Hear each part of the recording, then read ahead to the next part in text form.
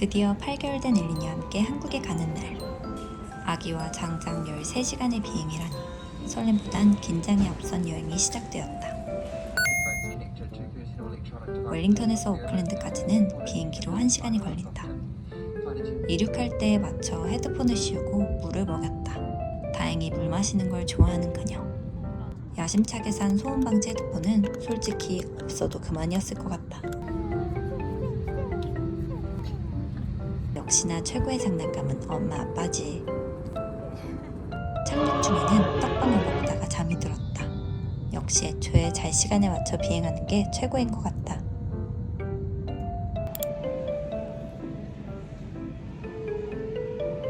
보딩하기 직전에 미리 분유탈 준비를 마쳤다. 일회용 젖병에 탄 분유도 꿀꺽꿀꺽 잘 마셔주었다.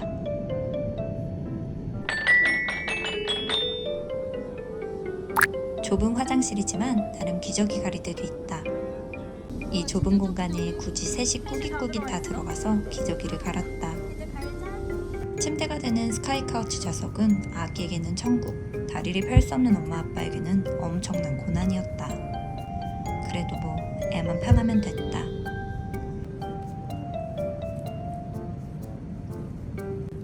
친구가 비행기에서 엄마 아빠가 먹을 간식을 꼭꼭 챙기라고 해서 챙겨왔는데 안 챙겨왔으면 큰일 날 뻔했다. 아기랑 비행하니 에너지 소모가 어마어마하게 심해서 수시로 당 충전이 필요했다.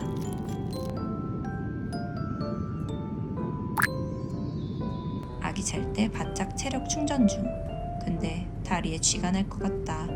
둘이라면 스카이카우치를 더 즐겼을 텐데 좌석 하나를 따로 할 걸 싶었다. 맨 끝에는 아기 놀이존, 중간엔 맘마존, 다른 쪽 끝에는 기저귀 물티슈를 채워놓았다. 스피너도 여기저기. 집에서 늘 읽는 책을 여러 권 가져와서 낯선 환경에서 익숙함을 느끼게끔 해줬다. 장난감도 다양하게 준비했다. 그중 스피너를 단연 가장 좋아했다. 스피너로 꽤 한참을 놀았다.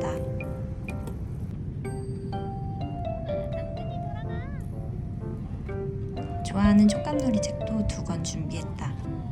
그런데 이렇게 준비가 철저하면 뭐하나. 진짜 큰 복병은 따로 있었다.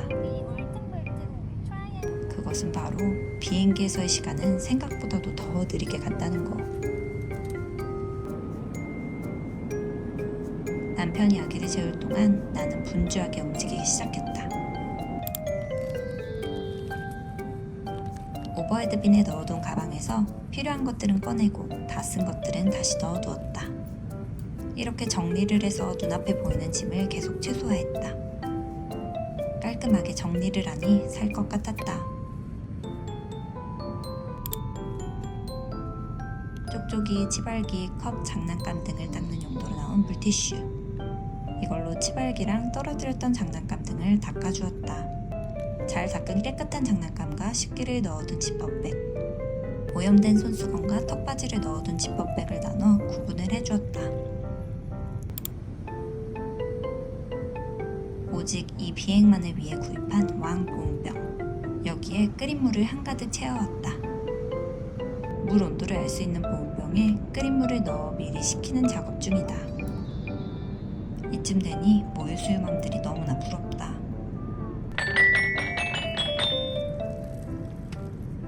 계량용으로 준비한 젖병에 물 200ml를 채워놓고 마더케이 젖병에 사용할 비닐팩을 준비한다.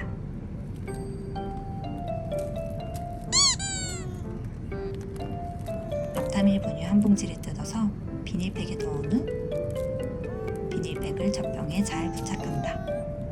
보틀 라인에 맞춰 잘 접어주는 게 중요하다. 물을 처음부터 다 따르지 않고 일단 3분의 1 정도만 넣은 후 분유를 뭉치지 않게 손으로 풀어준다. 저기요 고객님 좀만 기다려. 어머 침이. 너무 배가 고파서 군침이 흘러요? 어? 분유를 다 풀었으면 남은 물을 다 투하한다. 넘치지 않게 조심히 섞어준 뒤 공기를 빼주면 먹을 준비 완료. 난리 났어. 다 먹은 뒤엔 비닐팩만 버리면 되니 보니 정말 간편하다. 이후 엘린과 놀고 또 놀고 계속 놀고 정말 갖고 놀 수 있는 모든 걸 총동원해서 놀았는데도 겨우겨우 이만큼 왔다. 그래도 4시간 남았다니 고지가 코앞처럼 느껴진다. 체력이 딸려서 간간히 당 충전이 필수다. 게임까지 하는 남편, 나와는 달리 여유로워 보인다.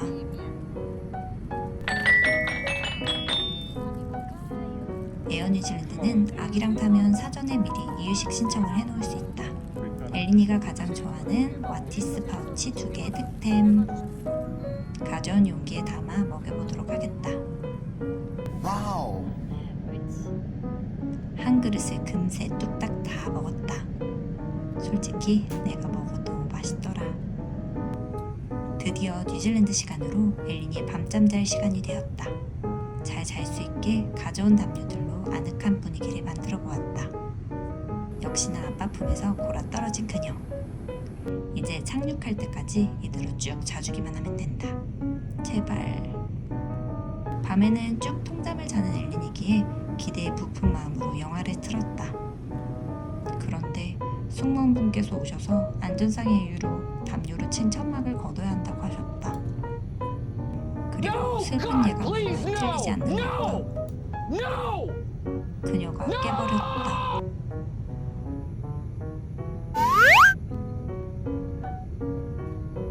어두운 곳에서 자는 게 익숙한 엘린에게 불이 켜진 기내는 너무 밝았던 모양이다. 일단 밥 먼저 후딱 먹어보자.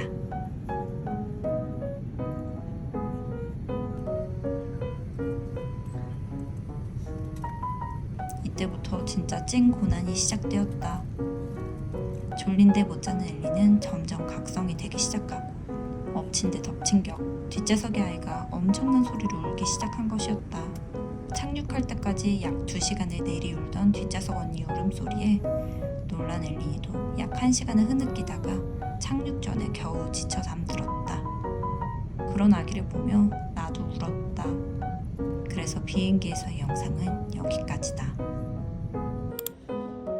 새벽 6시에 집에서 출발했는데 뉴질랜드 시각 12시가 넘어서야 한국에 도착했다. 땀으로 범벅이 된 우리도 진짜 고생 많았다 우리 아가. 엘린이가 비행기에서 잘 있어줘서 처음엔 꽤 수월하다고 생각했는데 잘 때 제대로 못 자서 힘들어하는 걸 보니 괜히 왔나 후회가 막심했다. 그래도 돌아보니 사랑하는 가족들과 함께한 정말 행복한 여행이었다.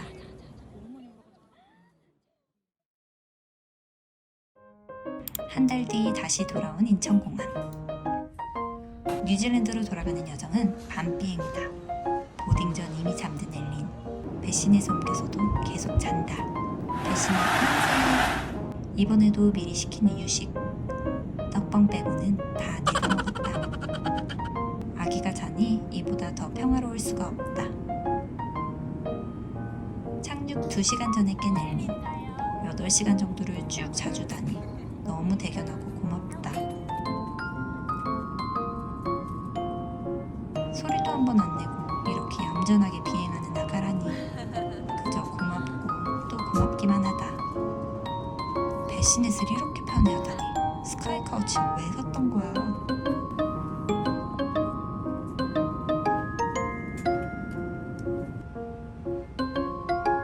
드디어 뉴질랜드에 도착했다. 언니네가 선물해준 휴대용 유모차 덕분에 수월하게 국내선으로 이동 중이다. 국내선 탑승 완료. 아기와 12시간 비행을 2번 해보니 1시간 비행쯤이야. 시간 쭉 먹기다. 너무 졸린데 떡빵은 먹어야겠는 9개월 언니. 고개를 꺾는 힘으로 떡빵을 뜯는 게 너무 웃기다.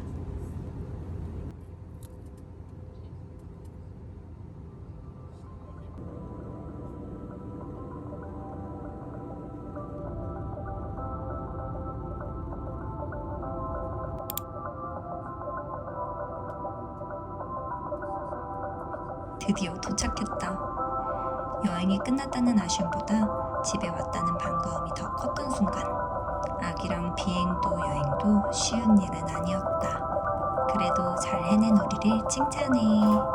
아기와의 비행을 준비하는 누군가에게 도움이 되는 영상이었길 바라며 봐주신 모든 분들 감사합니다. 다음 편은 드디어 한국 브이로그입니다.